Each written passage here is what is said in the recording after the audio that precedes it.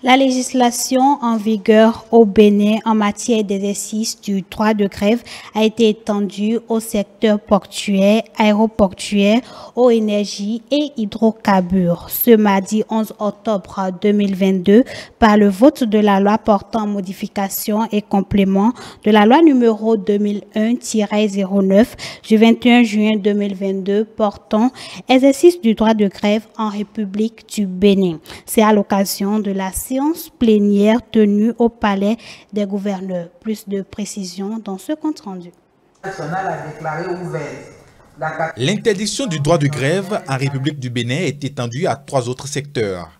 Cette séance plénière du mardi 11 octobre 2022 à laquelle on prépare les députés de la 8e législature et 2 membres du gouvernement a consacré l'adoption de la loi numéro 2022-21, modifiant et complétant la loi numéro 2001-9 du 21 juin 2002, portant exercice du droit de grève en République du Bénin, tel que modifié et complété par la loi numéro 2918-34 du 5 octobre 2018. Après les différents travaux en commission de l'éducation, de la culture, de l'emploi et des affaires sociales, et après avis conforme de la commission des lois, il en ressort.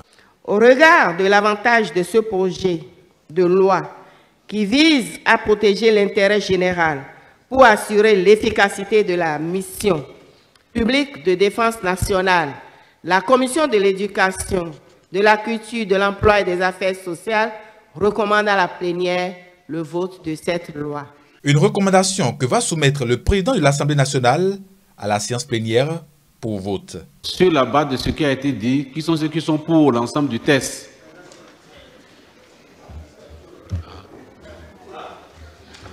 Merci. Qui sont ceux qui sont contre? Procuration contre? 0. Abstention? 0. Procuration, abstention? 0. L'Assemblée nationale a adopté en sa séance du mardi 11 octobre 2022 la loi numéro 2022-21 modifiant et complétant la loi 2001-09 du 21 juillet 2022 portant exercice du droit de grève en République du Bénin tel que modifié et complété par la loi numéro 2018-34 du 5 octobre 2018 à l'unanimité des députés présents et représentés.